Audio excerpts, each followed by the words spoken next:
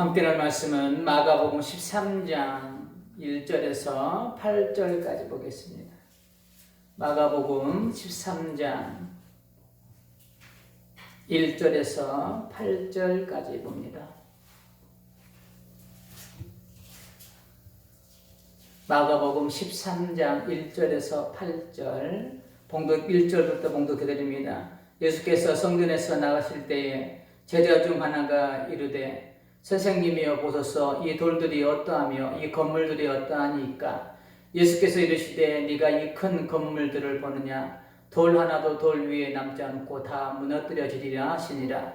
예수께서 감난산에서 성전을 마주 대하여 앉으셨을 때에 베드로와 야고보와 요한과 안드레가 조용히 묻되 우리에게 이르소서, 어느 때에 이런 일이 있겠사오며 이 모든 일이 이루어지려 할 때에 무슨 징조가 있사오리까? 예수께서 이르시되 너희가 사람의 미혹을 받지 않도록 주의하라. 많은 사람이 내 이름으로 와서 이르되 내가 그러하여 많은 사람을 미혹하리라. 난리와 난리의 소문을 들을 때에 두려워하지 말라. 이런 일이 있어야 하되 아직 끝은 아니니라. 민족이 민족을, 나라가 나라를 대적하여 일어나겠고 곳곳에 지진이 있으며 기근이 있으리니 이는 재난의 시작이니라. 아멘. 할렐루야. 우리 앞뒤 좌우로 인사합니다. 흘러보냅시다. 반갑습니다. 다시 코로나가 기승을 부르고 있습니다. 함께 지혜롭게 어려운 시기를 잘 넘어갔으면 좋겠습니다. 오늘 제목을 팔랑귀라고 한번 정해봤습니다. 팔랑귀. 이 팔랑귀가 어떤 의미를 가지고 있는지 대충은 아시죠? 어떤 사람들을 지칭하고 있는지.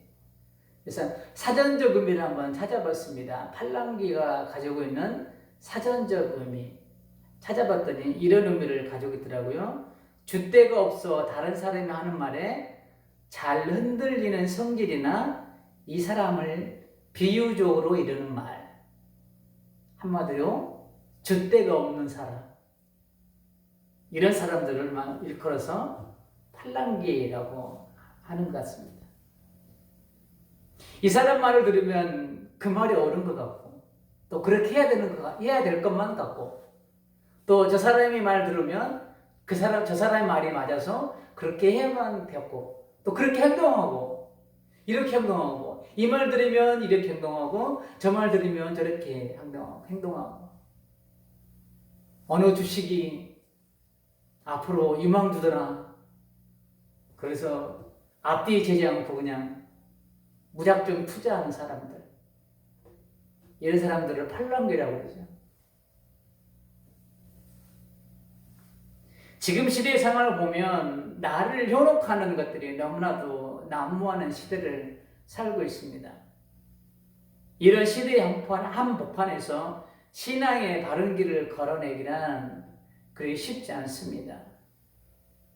바벨론에서 믿음의 사람으로 살아내기란 참 어려운 것처럼 이런 유혹들이 난무하는 나의 영혼을 혼미하게 만드는 일들이 참 많은 이 세상 가운데 살아낸 믿음의 정조를 지켜내기는 참 어려운 것 같습니다. 그래서 다니엘과 사드락 메삭 아베노고와 같은 성경의 인물들이 위대해 보이는 것 같습니다. 진리를 가정한 비진리들이 세상에 차고 넘쳐나고 있기 때문이죠. 사람들은 종종 이런 말들을 합니다. 말세야, 말세.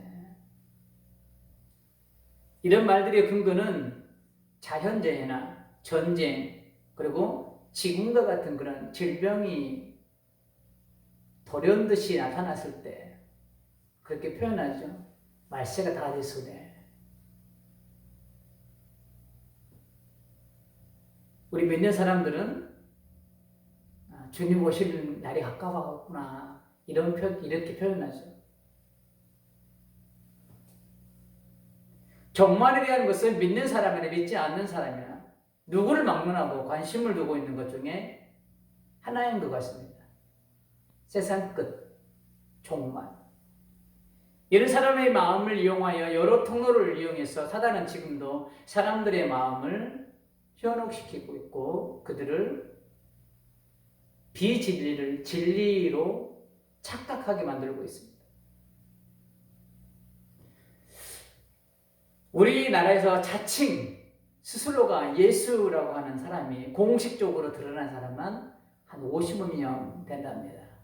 50여 명. 그리고 비공식적으로 드러나지 않는 사람들이 한 100여 명 가까이 된답니다. 그러니까 통계 합치면 150명이 넘는 것이죠. 자기가 예수님이라고 자칭한 사람들이.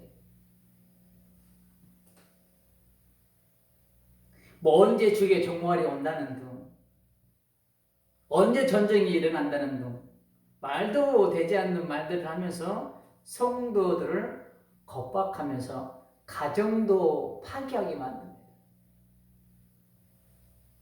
재산도 다 팔아. 네 말세가 되니 돈이 무슨 집이 무슨 필요가 있느냐. 하나님 앞에 상급을 쌓아라. 이런 핑계를 대면서 재산 팔아서 헌금하게 만들어. 종말이 다가오니 휴양지의 모섬으로 이주해서 그곳이 천국이라고 파라다이스라고 성도들을 현혹시켜서 그곳에 또 몇백 명이 이주해 가서 갔더니 죽도록 일만시키는 사건이 드러났었죠. 몇 년 전에. 그래서 그곳에서 탈출한 사람들이 있어서 언론으로 실체가 드러나게 되었죠. 이런 이단에 빠진 사람들이 전혀 무식한 사람들이 아닙니다. 상당수가 지식층들이에요. 많이 배웠다고 하는 사람들입니다. 모르는 사람들이 빠진 게 아니에요. 우리의 상식으로는 이해가 안 되는 일이에요. 어떻게 저 말을 믿을 수가 있지? 그 모 교회에서는 타작마당이라는 그 다윗이 법궤를 가져올 때 타작마당이라는 그 단어가 용어가 있잖아요. 그 용어를 빗대서 막 뺨을 후려칩니다. 이게 타작마당이라고, 타작하는 거라고. 자식이 부모를 향해서 뺨을 후려치게 만듭니다. 예배 도중에. 그런 일도 있습니다. 상식으로는 받아들일 수 있는 건가요? 우리들의 상식으로는 이해가 안 되는 거예요. 왜 저런 행동을 하는데 거기에서 빠져나오지 못하지? 우리의 논리로는 이해가 안 가는 거예요. 왜 이런 일들이 생겨날까요?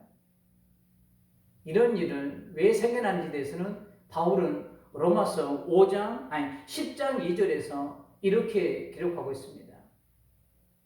내가 증언하노니 그들이 하나님께 열심히는 있으나 올바른 지식을 따른 것이 아니니라. 충성되이 열심은 합니다. 그러나 올바른 지식에 따라서 다른 말로 말씀에 근거해서 행한 것들이 아니라는 겁니다. 자기의 지식에 근거해서 한다는 거예요.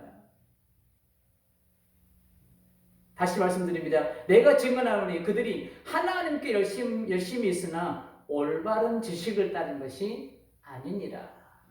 이렇기 때문에 그런 현상들이 나타나는 거예요. 그런 말도 안 되는 말에 성도들이 현혹되는 거예요. 하나님에 대해서 바로 알지 못하기 때문입니다. 말씀에 대해서 바로 알지 못하기 때문이죠. 이 부분에 있어서는 앞으로 많은 시간들을 여러분과 함께 이 목회의 길을 걸어가는 저에게 무한한 책임감을 느끼게 하는 부분 중에 하나입니다. 성경 말씀을 잘못 인용하여 성도들에게 헌신을 강요합니다. 반협박 정책으로 헌금을 강요합니다. 당신 11조 안 하면 암에 걸려. 모 교회, 대형교회 목사님이 이거 유튜브에 좀 올라왔는데 댓글에 올라올지 모르겠지만 그렇게 협박합니다. 점쟁이처럼 당신 이거 얼마 안 하면 당신 아들한테 무슨 일 생길 거야.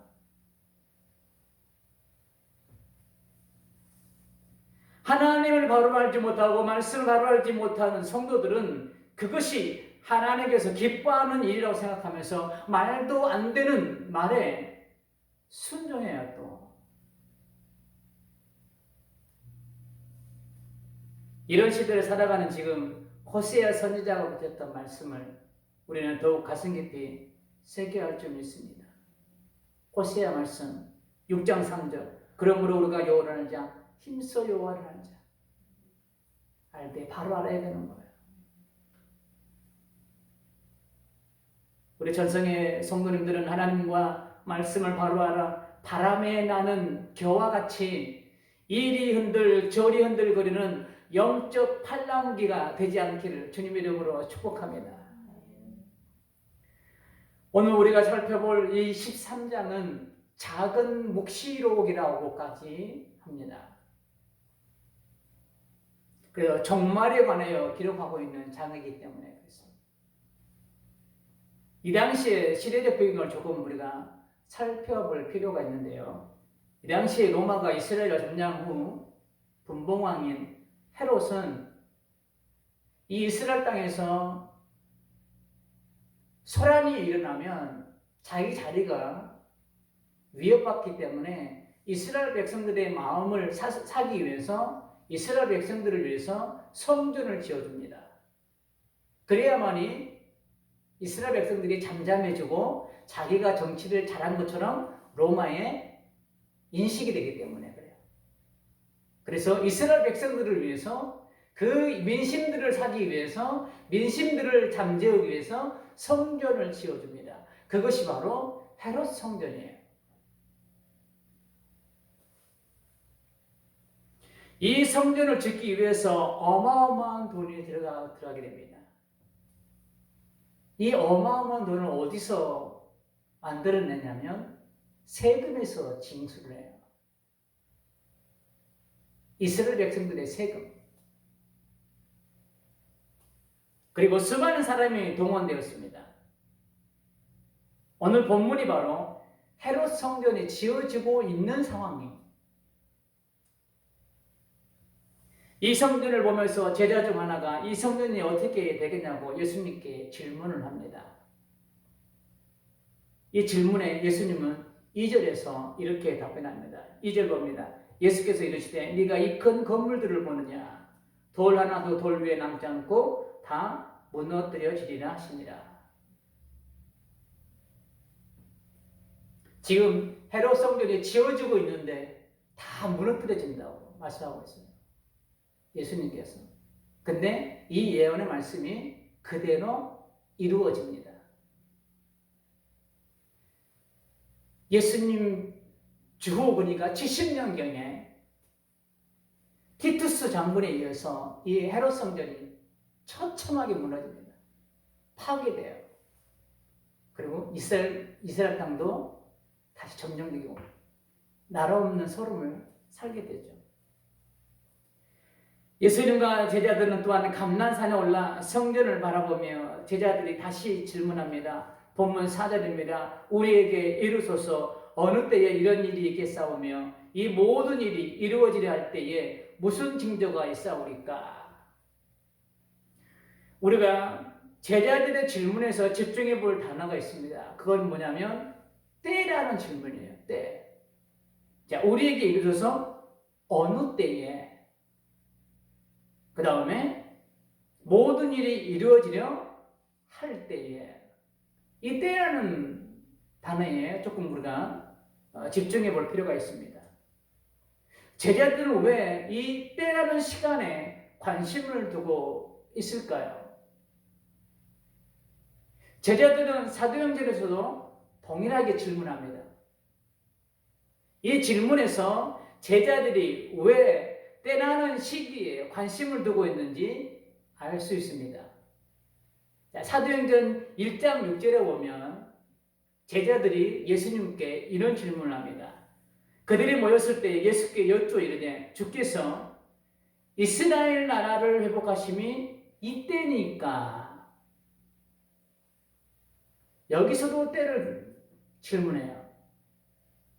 예수님께서 이스라엘 백성들을 구원할 때가 이때입니까? 지금입니까? 이런 시기를 지금 묻는 거예요. 제자들의 질문을 다시 한번 묵상해 보시기 바랍니다. 이스라엘을 회복하심이 이때니까. 이 질문 안에서 제자들이 예수님을 어떻게 바라보고 있는지를 확인할 수 있습니다. 왜 자꾸 때를 묻는지 그 이유도 알 수 있습니다.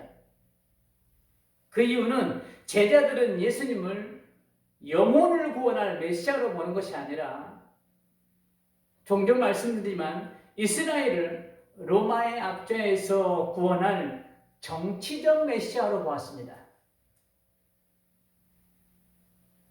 본문에서 때를 묻는 제자들도 동일한 마음으로 예수님께 지금 질문하고 있는 거예요.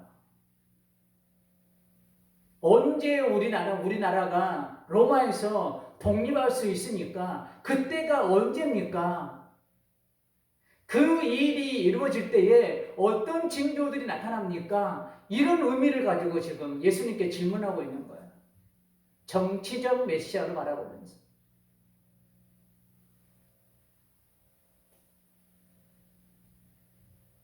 예수님은 제자들의 질문을 받고 말세 때에 일어날 일들에 대하여 대략적으로 이제 설명을 해 주십니다.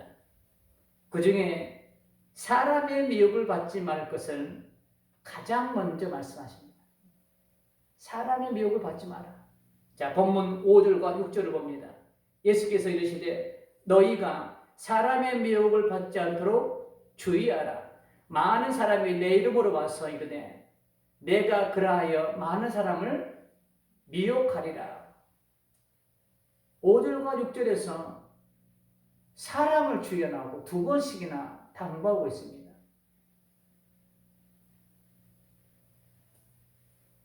왜 그러셨는지 예레미야서를 통해서 우리가 확인할 수 있습니다. 예레미야 14장 14절에 보면 하나님께서 예레미야 선지자에게 이렇게 말씀합니다. 여호와께서 내게 이르시되 선지자들이 내 이름으로 거짓 예언을 하는도다. 하나님의 이름을 빙자하여 거짓 예언을 한대요. 다른 말로 거짓 선지자가 있다는 말씀이에요. 그러면서 하나님께서 이렇게 말씀합니다. 나는 내가 누굽니까? 하나님 자신을 말씀하시는 거예요.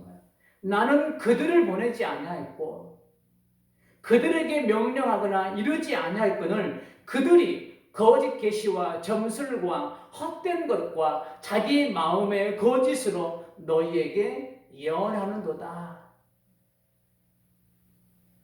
왜 사람을 주의해야 하는지에 대해서 예레미야 선지자에서 답을 찾을 수 있습니다.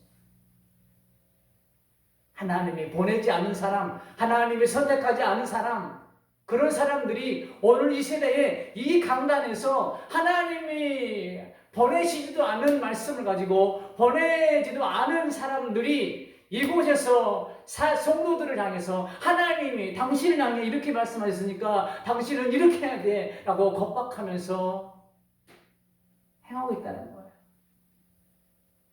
예레미야 선지자 시대 때만 이 거짓 선지자가 있었던 게 아니에요.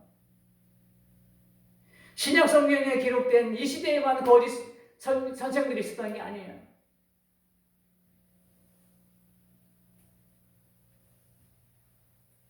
지금도 여전히 여러 통로를 통해 하나님의 선지자 노릇을 하면서 사람들을 미혹시키고 있습니다.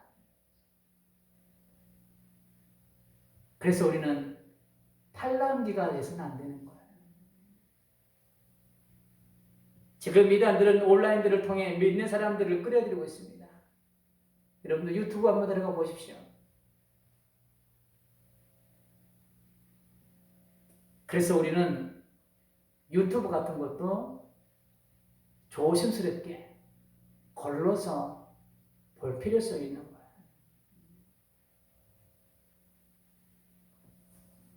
이런 거짓 선지자들은 가면 갈수록 늘어만 갈 것입니다. 줄어들진 않을 거예요. 요즘 또 신흥 종교가 하나 나왔습니다. 20대 청년인데 벌써 팔로워 수만 2,000명, 1,000명인가 2,000명인가 넘어갑니다. 젊은 청년인데 그 종교 이름이 뭐예요? 기억이 안 나네요. 유튜브로만 활동합니다. 그 청년.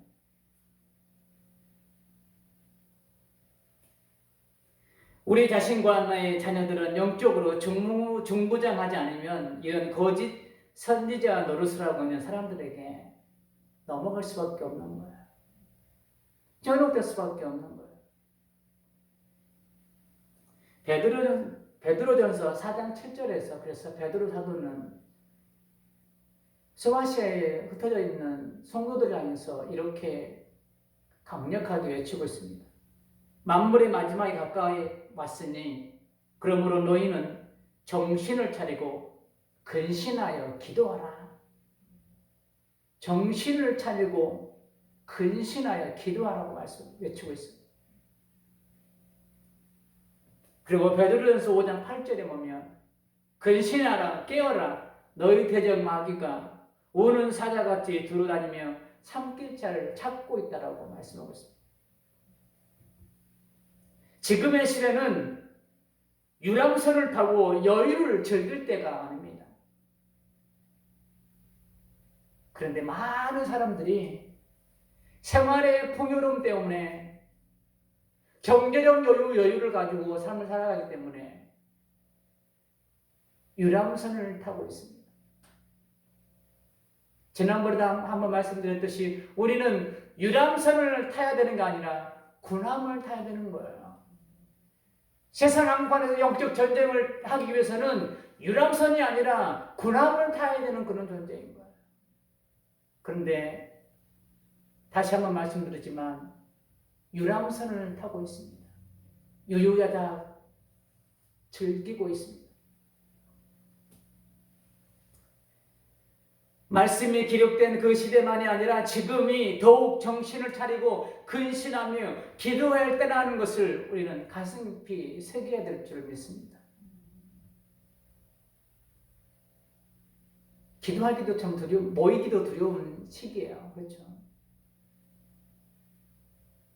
다음 주 월요일부터 저녁에 내년도를 놓고 기도하려고 광고에 올렸는데 다시 150명이 넘어가서 광고를 취소했습니다.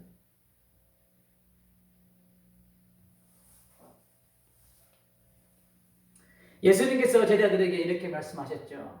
누가복음 22장 46절 이르시되 어찌하여 자느냐 시험에 들지 않게 일어나 기도하라 하시니라.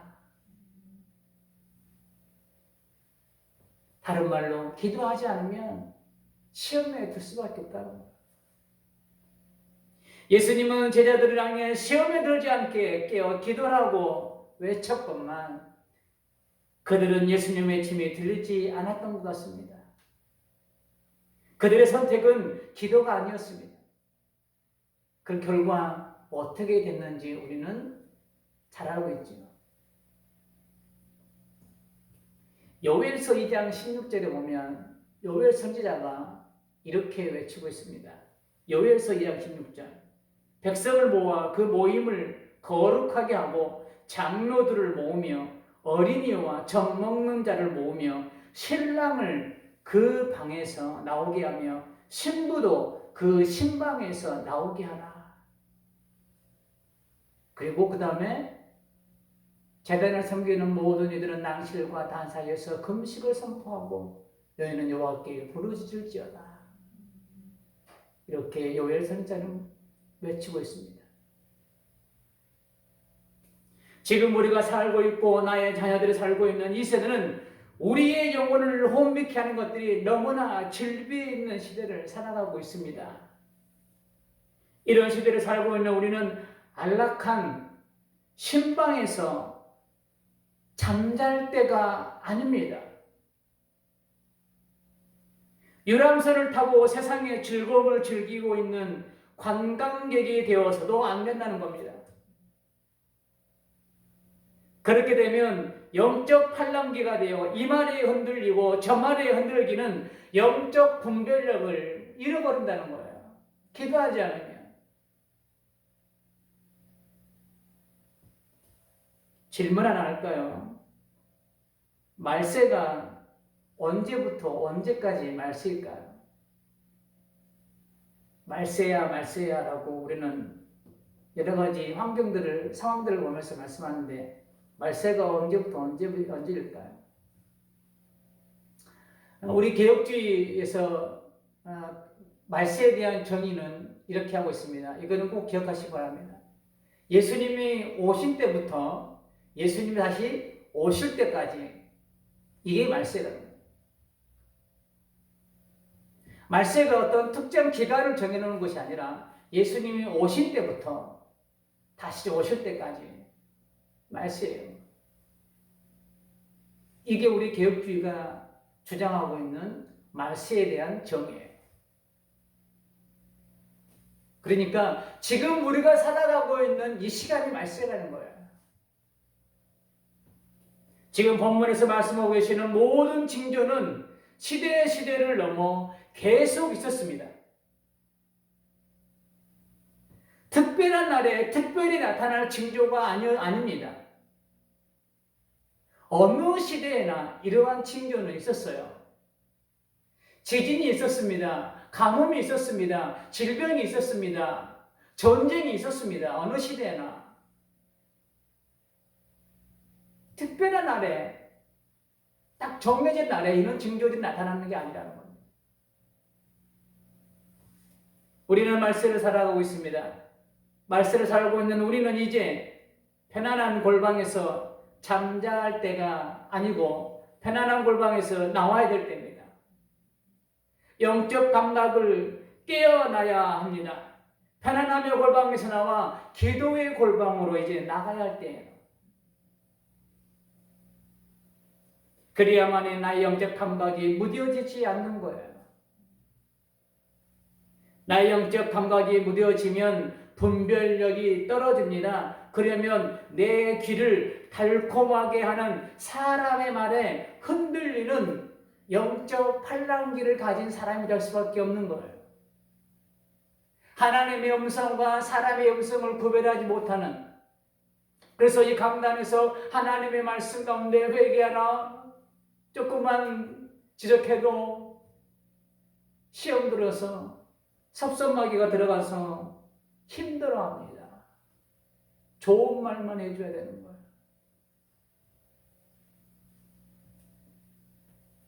우리는 오늘 살아갈 때 종말론적 믿음을 가지고 삶을 살아가야 됩니다. 종말론적 신앙. 그러나 종말론 세대주의자가 되어서는 안 되는 거예요. 종말론적 신앙과 믿음을 가지고 오늘이라는 삶을 처절하게 살아내야 되지만 종말론주의자가 되어서는 안 되는 거예요. 그런 종말론주의자가 되기 때문에 재산 팔고 가정 파괴하고 거기다 올인하는 거예요.